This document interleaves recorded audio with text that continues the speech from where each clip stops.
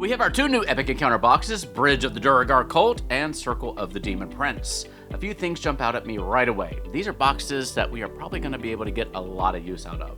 You can certainly drop these right into your Out of the Abyss or Descent into Avernus campaigns, and since they're unpainted, the Duergar minis can probably also be used as regular dwarf NPCs or PCs, depending on how you want to paint them up.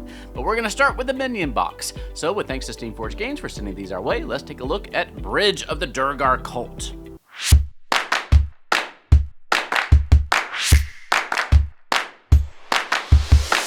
Enhance and improve your 5e games today with Hit Point Press. Explore the cute but deceptively deep campaign setting of Humblewood, where a new threat imperils the peace between the Humblefolk and the Birdfolk.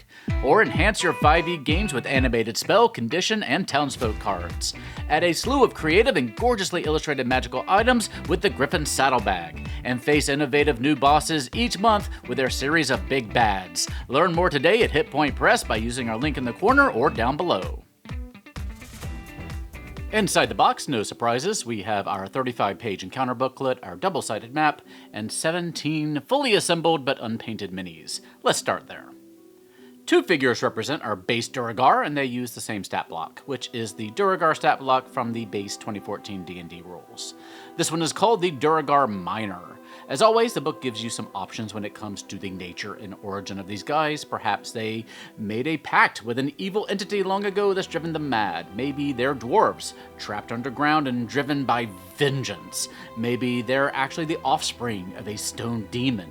Either way, they have an iron will and a strong sense of brutal logic, and they're aiming to conduct a ritual in the underground temple of Medb to raise a demon and bind it to their king, Rory Mac-Nessa.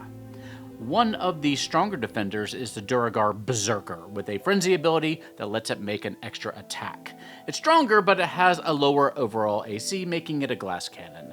To reach the temple to stop the summoning, the heroes will have to cross the ancient bridge of Cathbad, which spans a yawning abyss and is held in place by 4 massive metal chains, but more on that in a moment. The Duergar, being the methodical folks that they are, know the importance of weaponized magic, and have spent centuries cultivating their magically enhanced priesthood. The CR4 Priest can cast Magic Missile, Ray of Enfeeblement, Shield of Faith, and Sleep, while themselves benefiting from magical resistance. And like all Duergar, they have the ability to enlarge themselves. The Duergar have also been able to dominate some other Underdark races like the Ogres, whom they now employ as shock troops and manual laborers. I am always happy to get some new Ogre minis, and this large-sized classic Ogre Brute suits the bill very nicely. He uses the standard D&D Ogre stat block, which doesn't appear to have changed from the 2014 to the 2024 version. And finally, we have the King, Rory Mac-Nessa. Interesting name. He's CR8, he gets advantage and an auto crit on anyone lower down in the initiative order than he is, and he's quite dexterous. Plus, he has a few other strong defensive abilities and a powerful runic axe that deals force damage. The booklet offers you a number of optional origins for him, plus potential plot hooks to pull your players into this particular adventure, but I think it's safe to say that he's quite fanatical either way. The booklet goes into more detail about the background lore, the setting, and the motivations and the strategies of the Duergar, while helping you shape the adventure to different tiers of play. The locations and maps in this box are particularly detailed and colorful. Starting with the Bridge of Cathbad. Epic Encounter maps come in 2 varieties, generic and very reusable, and more specific. This one is pretty specific, so you won't be reusing it for every Underdark encounter you have until the end of time, but if you ever want to transition from a natural tunnel to a humanoid constructed habitat underground, this is going to be a great one to use. As always, you get some gameplay mechanics to go along with the map features, including moving tiles on the iron floor, the protected guard posts along the edges, the mage's watch points, the bridge itself, which is bound with vengeful spirits, because of course it is, and the Monument of Malkar Blight that is at the end of the bridge, which includes a cheeky little portal to hell. The opposite side of the map has the Temple of Medb, which is dominated by the magical Orb of Medb, held aloft by several chains, which are also holding up several platforms, as the whole shebang is suspended over a terrible abyss. The orb, of course, has a magical effect on the room, which I'll let you discover for yourself. Other map features include the Great Seal of Medb on one of the platforms, which is sacred to the Duergar Berserkers, a magical runic panel, which you can see here with the purple oval with the little white runes inside, and the King's Throne at the far end.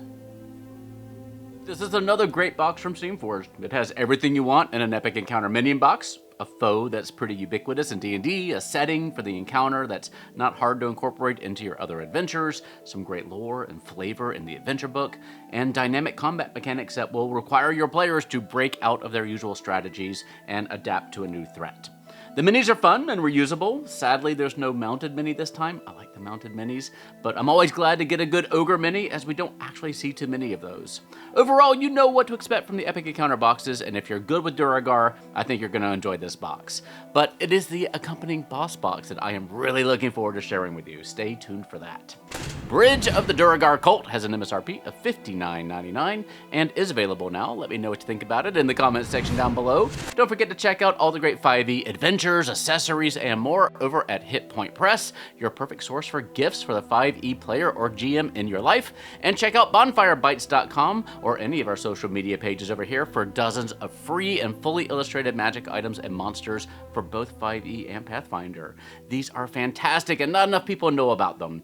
We release new ones each and every week, so check them out. For now though, please stay safe, have fun, love each other, and I will see you next time at the Gallant Goblin.